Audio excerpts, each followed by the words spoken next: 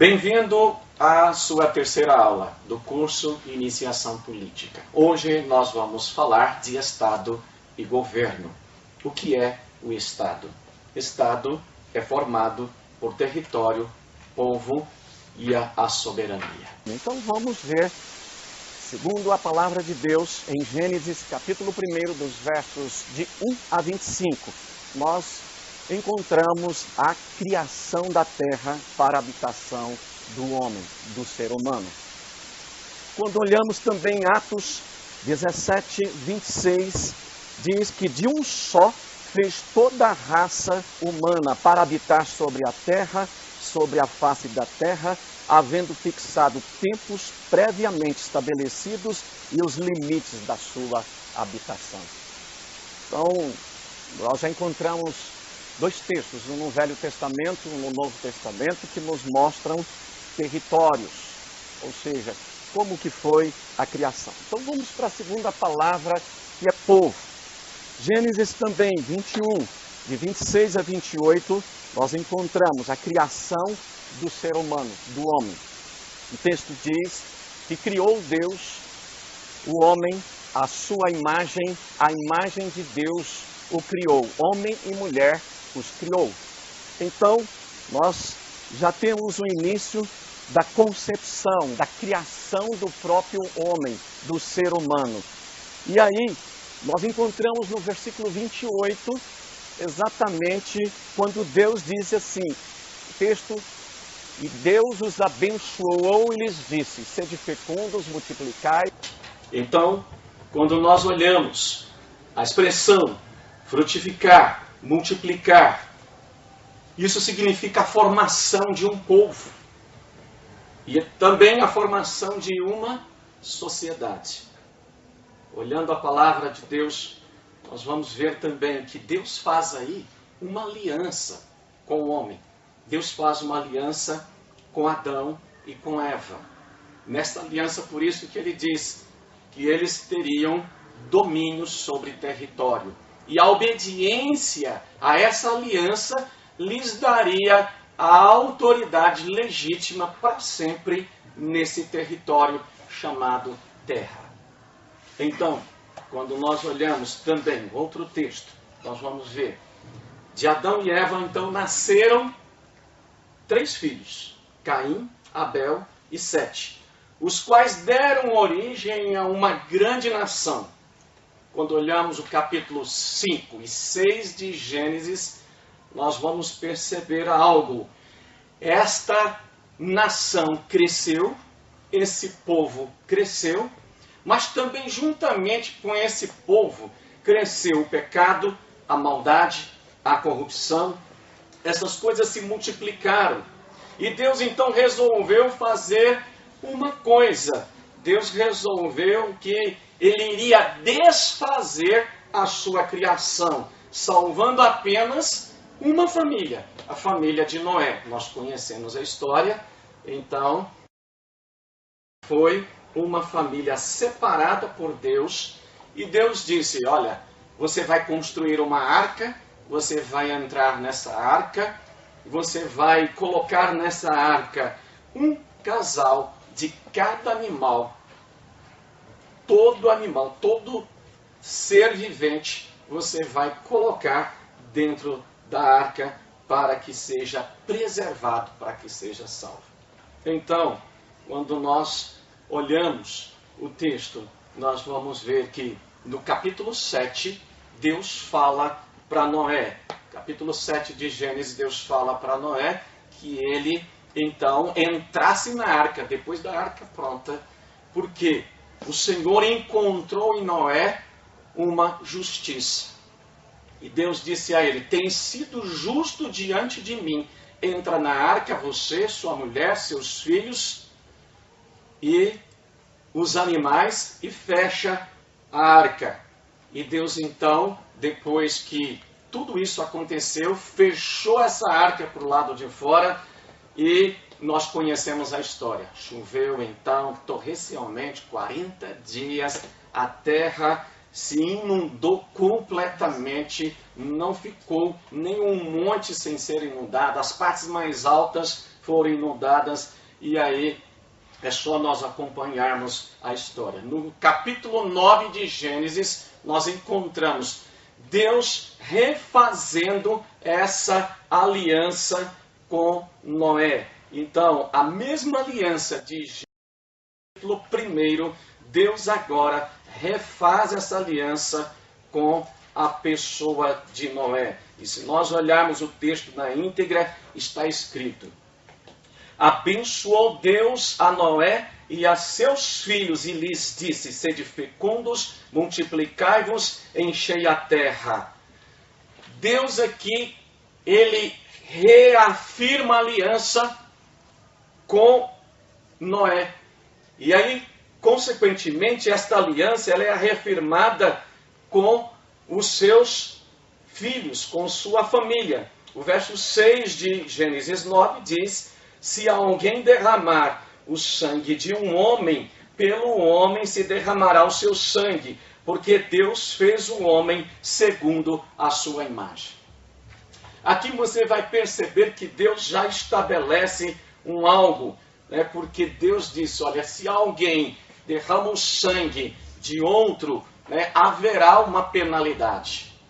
E aí nós vamos ver que a família de Noé cresceu, os seus filhos tinham esposas, e então tiveram filhos, e novamente a terra foi povoada.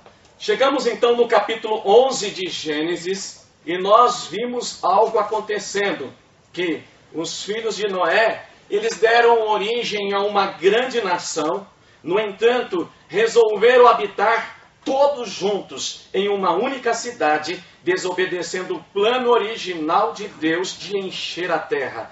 Então, o que aconteceu? Deus desceu, confundiu as línguas, porque eles todos falavam uma mesma linguagem, e daí eles migraram para diversas regiões, e eles deram origem então a diversas nações, a diversos povos. Quando nós olhamos então essa palavra de Gênesis capítulo 11, nós vamos ver a história completa. Fica para que você, como aluno, possa, né, se deleitar nesse texto. Agora aqui nós vemos um novo momento. E Deus é mais específico em relação a essa aliança, que começa com o Adão em Gênesis 1, passando por Noé no capítulo 9, e agora nós chegamos no capítulo 12. E Deus, nesta palavra, ele diz que vai abençoar os que abençoarem Abraão e amaldiçoar os que amaldiçoarem Abraão. E ele diz assim: em ti serão todas as famílias da terra. Nós vemos então Deus falando com o indivíduo Abraão, fala que é para ele sair daquela terra, está falando de terra, e depois no final aqui diz que nele, em Abraão, serão benditas, abençoadas todas as famílias da terra. Novamente nós encontramos a palavra terra. Aliás, a palavra terra nós vamos encontrá-la cerca de 2.790 vezes, por aí aproximadamente, a Bíblia se refere, usa a palavra terra. Isto significa que há uma importância muito grande com relação à terra, a própria palavra terra. Então, quando nós olhamos também alguns versículos que confirmam que Deus criou nações, nós podemos olhar para Deuteronômio capítulo 26, verso 19, diz: para assim te exaltar sobre todas as nações que criou, para louvor e para fama e para glória, para que sejas um povo santo ao Senhor teu Deus, como te tem falado. Outro texto é o Salmos 86, versículo 9. Todas as nações que fizeste virão e se prostrarão perante a tua face, Senhor, e glorificarão teu nome. 1 Pedro 2,9 diz: mas vós sois a geração eleita, o sacerdócio real, a nação santa, o povo adquirido, para que anuncieis as virtudes daquele que vos chamou das trevas para a sua maravilhosa luz. Olhando para esses textos, nós vemos Deus falando de nações. A palavra de Deus nos mostrando nações. E a palavra de Deus também nos mostra outra palavra, e bem como a sua importância, que é a palavra soberania. Porque nós dissemos no início que o Estado ele é formado pelo território, pelo povo e pela soberania. Então, Colossenses 1, versículos 16 e 17, diz: porque nele foram criadas todas as coisas que há nos céus e na terra, visíveis e invisíveis, sejam tronos, sejam dominações, sejam principados, sejam potestades. Tudo foi criado por ele e para ele. E ele é antes de todas as coisas nele subsistem.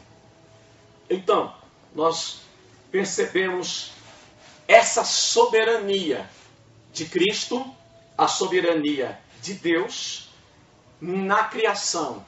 Então, soberania é uma palavra bíblica, é uma palavra totalmente voltada para a expressão máxima do poder e da autoridade de Deus. Salmos 22, 28 diz: porque o reino é do Senhor e ele domina entre as nações.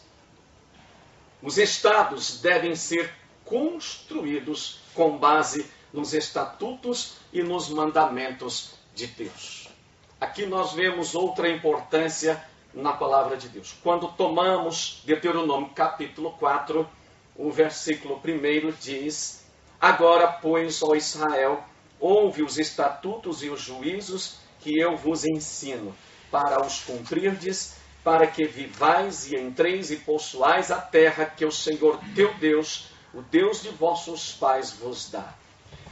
Nada acrescentareis à palavra que vos mando, nem diminuireis dela, para que guardeis os mandamentos do Senhor, vosso Deus, que hoje vos mando.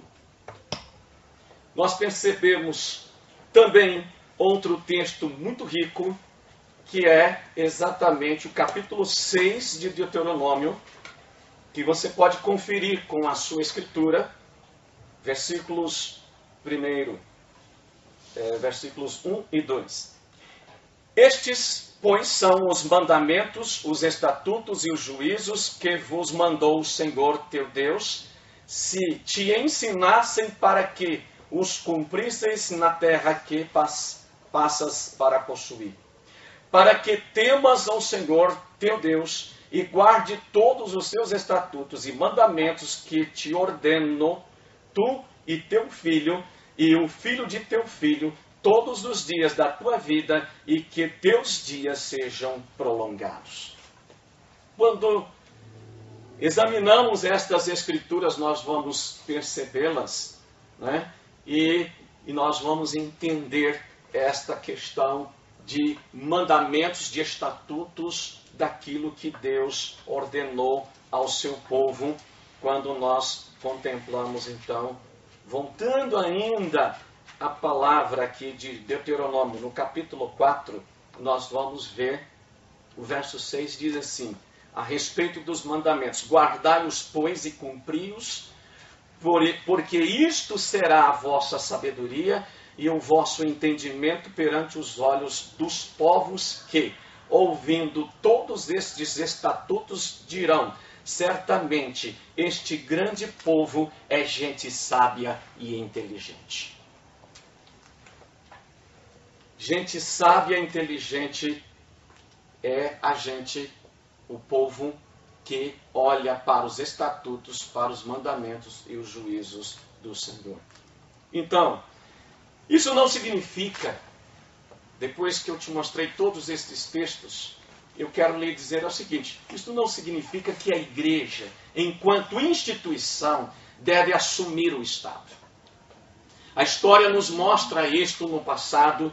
A igreja assumiu o Estado, ela dominou o Estado, mas quando nós olhamos com cuidado as Escrituras, ela não nos autoriza, como igreja, como povo de Deus, a assumirmos o Estado. Pelo contrário, a igreja e o Estado são organizações distintas e devem ser separadas. Mas o Estado deve ser fundamentado nos princípios e nos valores da palavra de Deus. Leis baseadas nos princípios e valores cristãos produzem uma vida de prosperidade, conforme os textos que acabamos de ver em Deuteronômio. E se a gente olhar a palavra, nós vamos perceber que para que uma nação seja livre e ela seja próspera, ela precisa olhar para a palavra de Deus, porque a palavra de Deus é que vai trazer a nós o entendimento dessa liberdade. Falei na aula anterior que a liberdade externa só é possível depois da liberdade interna. Nós não conseguimos ter essa liberdade externa sem antes essa liberdade interna que só Cristo pode trazer ao homem. Vamos olhar outro ponto importante, que é o regime político que nós temos hoje no Brasil e as suas formas de governo. Mas vamos olhar para a Bíblia, para que nós possamos entender o que seja um regime político. A Bíblia sugere a adoção de regimes políticos democráticos, no qual o povo escolhe e é governado por meio de representantes investidos nas suas funções de poder. O exemplo que nós temos na Escritura é o exemplo de Moisés. Podemos começar com Êxodo capítulo 18, os versículos 19 a 24, ou também Deuteronômio capítulo 1, os versículos 9 a 12. E o que esses textos sugerem? É aquele momento em que Moisés guiava o povo pelo deserto e chegou um momento que Moisés sentiu que era pesado demais. Então, ele tinha um sogro maravilhoso chamado Jetro. Jetro chega para Moisés e diz: olha, você não vai ser capaz de levar este povo até a terra prometida. São muitas demandas, porque eram mais de 2 milhões de pessoas. E entre as pessoas haviam situações que precisavam ser como que julgadas, precisavam ser analisadas por aquele que era o líder. Então Jetro diz a Moisés: olha, você deve fazer algo. E o texto diz exatamente assim na Bíblia, na versão NVI: escolham homens sábios, criteriosos e experientes. Essa expressão de escolha significa o que? Quem iria escolher? O povo. Então, nós podemos ver o seguinte, pelo texto: a quem é dado o privilégio de escolher os líderes? A Moisés? A Arão? A Miriam? Não, ao povo de Israel, ao povo de Deus. A primeira coisa que Deus fez através de Moisés, então, foi estabelecer um governo. Foi dar ao povo o direito de escolher esse governo. Aí você pode pensar: puxa vida, mas que Deus maravilhoso esse, né? Com todo o seu infinito conhecimento e sabedoria, ele não impôs a sua vontade. Ele poderia ter dito a Moisés: escolha alguns homens sábios, experientes, e os coloque sobre Israel. Mas Deus fez algo tão radical, tão perigoso, Deus fez algo tão não deste mundo, que ele deu ao povo o direito de escolha. E, na realidade, se nós olharmos, nós lutamos até hoje com essa questão do direito de escolha. Nós estamos aí ainda tentando aprender e aperfeiçoar, abraçar esse princípio. Ele deu ao povo de Israel o direito de escolher os seus líderes políticos. Podemos dizer, então, que Deus dá autoridade do governo ao povo. Deus decretou por lei e delegou ao povo o direito e a responsabilidade de escolher quem iria governá-los. Ele instituiu uma linha de autoridade. Olha que tremendo isso aqui. Ele estabeleceu uma linha de autoridade de baixo para cima, em oposição à linha de autoridade de cima para baixo dos faraós egípcios. Deus fez algo completamente, por isso eu disse, não deste mundo. Foi assim que Deus, então, começou a organizar e a estabelecer Israel. Se nós olharmos, quando Israel sai da terra do Egito, e eles começam uma caminhada para uma terra que Deus havia prometido, a terra de Canaã, nós temos que analisar alguns pontos importantes. Israel só era um punhado de gente, um misto de gente, como o texto diz. Eles não eram povo. Eles não eram povo por quê? Porque eles não tinham território, não tinham nacionalidade, eles não tinham uma identidade. Eles caminharam por um lugar que eles não sabiam exatamente para onde estavam indo. E se nós olharmos, eles eram também analfabetos. Nós olhamos para a Bíblia e não vemos que o Ministério da Educação do Egito investia na educação dos escravos. Então era um povo sofrido, um povo acostumado, um povo domado debaixo de uma escravidão. Se nós olharmos a Escritura também, nós vamos ver outra escolha, a escolha do rei Saul, o rei de Israel, o primeiro rei, de fato, que Israel teve. Depois nós vamos ver a escolha de Salomão, que também foram consagrados, né, como rei, com o consentimento e a participação do povo. Você vai encontrar isso em 2 Samuel capítulo 4, aliás, capítulo 2, verso 4, 1 Reis, capítulo 1, versículo 39. E aí você vai ver, voltando a Êxodo capítulo 18, 21, nós vamos ver Deus então dizendo para Moisés: olha, fala com o povo. No fundo, o conselho de Jetro foi: escolha dentre o povo homens capazes, homens de verdade, homens tementes a Deus, que aborreçam a avareza. E aí você vai encontrar a ideia de homens capazes lá na escolha dos diáconos, que também nos mostra uma forma de escolha em Atos, no capítulo 6, nos versos de 1 a 7. Ali a igreja primitiva escolheu 7 homens para dividir, né, todo um trabalho que na realidade era ajudar as viúvas, os órfãos e outras coisas mais. E eles foram escolhidos. E aí o texto diz que a escolha de 7 homens representantes de boa reputação, cheios do Espírito Santo e de sabedoria. Né? O exemplo e o conselho aqui da palavra de Deus serve como um exemplo político.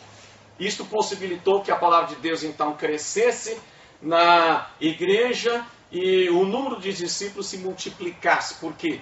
Porque eles fizeram a escolha acertada. Se você for olhar, o que são homens capazes? Os capazes são os homens cheios do Espírito Santo e da sabedoria de Deus. Embora a palavra de Deus nos mostra essa ideia de democracia, né, nós vamos ver o seguinte, que a palavra democracia, nós podemos olhar outra palavra equivalente ou próxima a ela, que é a palavra eclésia, que é o grande símbolo e o principal espaço de participação política na democracia antiga. Eclésia significa igreja. E quando olhamos essa palavra em Mateus capítulo 16, nós vamos ver, Jesus fala pela primeira vez ali sobre a igreja. E ele diz que a igreja, a sua eclésia, ela seria aquele povo que iria discutir tudo aquilo do seu reino, tomar as decisões, porque esse era o papel da eclésia, né, quando nós olhamos para o império. Quando nós olhamos para a palavra governo, nós vamos ver o seguinte: um conjunto. Se você pensar, o que é governo? Governo é um conjunto de pessoas que governam o Estado, que exerce o poder político e que determinam a orientação política de uma determinada sociedade. Então, se nós olharmos para os livros de Josué, Juízes, 1º e 2º Samuel, 1º e 2º Reis, 1º e 2º Crônicas, estes livros relatam eventos na área política que se desenvolvem em Israel. eles documentam o que os seus líderes políticos fizeram, o que eles afetaram e o que Deus pensou a respeito de tudo aquilo que eles fizeram. Então, olhando também outros livros, Neemias, Esther e Daniel, nos relatam histórias de pessoas que serviram a Deus fielmente e, curiosamente, tanto Neemias quanto Esther e Daniel, eles serviram chefes políticos de reinos pagãos e idólatras. É algo assim para a gente poder pensar, né? Por que nós não podemos servir, né, fora de um contexto que nós chamamos evangélico? Salmos, Provérbios, Eclesiastes e Cantares de Salomão foram escritos principalmente e possivelmente em sua totalidade por dois reis, Davi e Salomão. E aí nós podemos pegar cada um desses livros e olhar, nós vamos ver que eles nos ensinam muito além dos princípios de governo. E eles foram escritos de acordo com as perspectivas desses líderes. Líderes o quê? Políticos. Ao contrário de Isaías e Jeremias, que são outros livros que foram escritos dentro de uma perspectiva totalmente profética. Então, se nós definimos a palavra governo, governo quer dizer, governo tem a ver com as pessoas controlando seus próprios temperamentos, seus sentimentos, as pessoas também controlando a sua conduta de vida.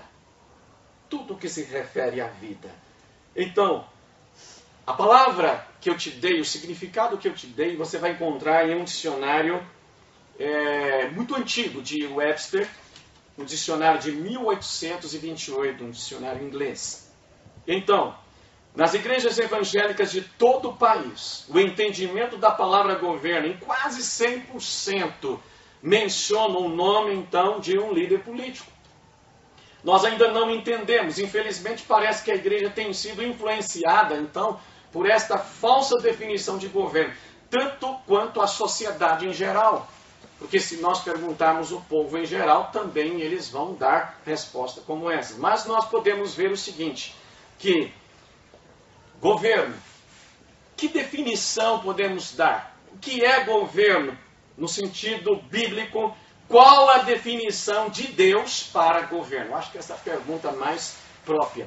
O plano original de Deus, revelado na Escritura, claramente nos mostra 5 macro-jurisdições ou governos na sociedade. Eu vou apenas citá-los. Primeiro, jurisdição pessoal. Indivíduos são responsáveis por governar suas próprias vidas de acordo com as leis da semeadura e da colheita. Você pode ver Gálatas, capítulo 6, versos 7 a 10. Segundo, jurisdição familiar.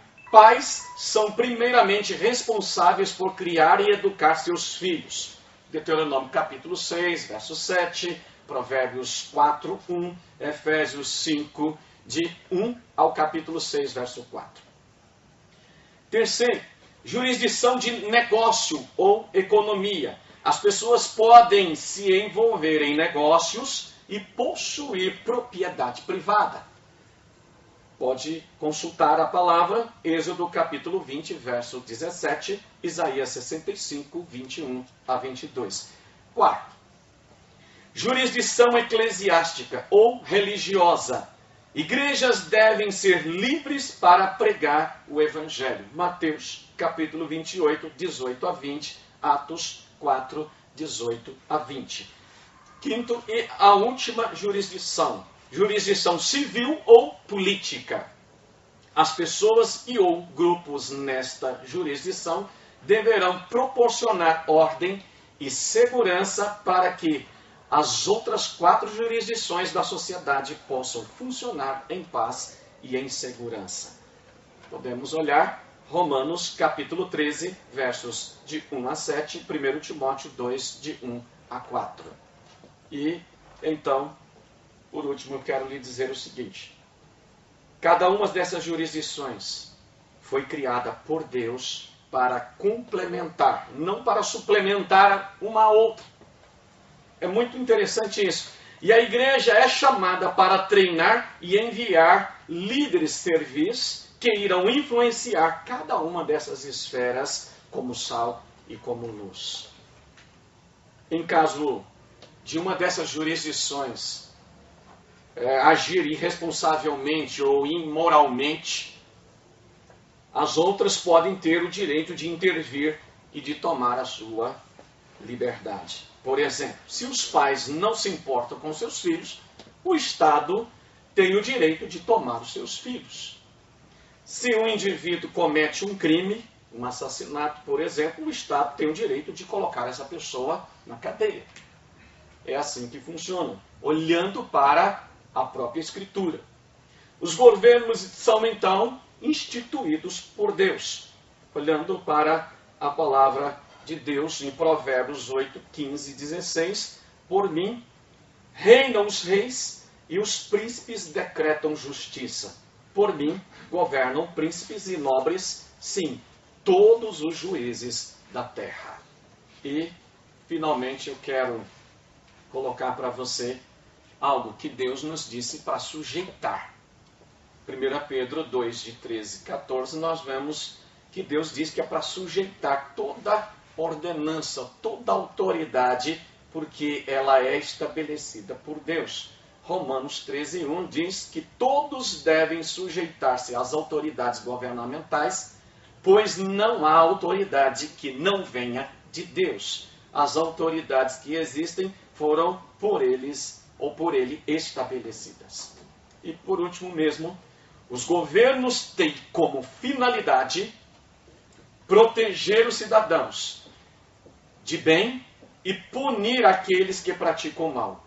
O governo civil é a instituição reguladora e controladora da vida nacional, sendo uma ordenança divina, deve ser obedecida como tal. Então, Romanos 13, de novo, de 3 a 4, nós temos o seguinte: pois os governos não devem ser temidos, a não ser pelos que praticam mal. Você quer viver bem e sem medo da autoridade? Pratique o bem, e ela o enaltecerá, pois é serva de Deus para o seu bem. Mas se você praticar o mal, tenha medo, pois ela não porta a espada sem motivo. É serva de Deus, agente da justiça, para punir quem pratica o mal. Outra finalidade do governo é servir à sociedade. Em Mateus 20, de 25 a 28, o Senhor determina aqui que os governantes das nações devem servir o povo, ou seus povos. E por último mesmo, em resumo, conforme Deuteronômio 1, vamos ver aqui 5 coisas. O governo é uma instituição de Deus e é essencial para a vida da nação. 2. É o povo que dá autoridade ao governo. 3. O caráter de um líder político é importante e deve ser considerado pelo povo nas suas escolhas. 4. O governo deve ser representativo de toda a população. 5. Uma das finalidades principais do governo é fornecer uma fonte de resoluções justas para as disputas e conflitos da população, entre outras. Que Deus nos abençoe neste tempo maravilhoso.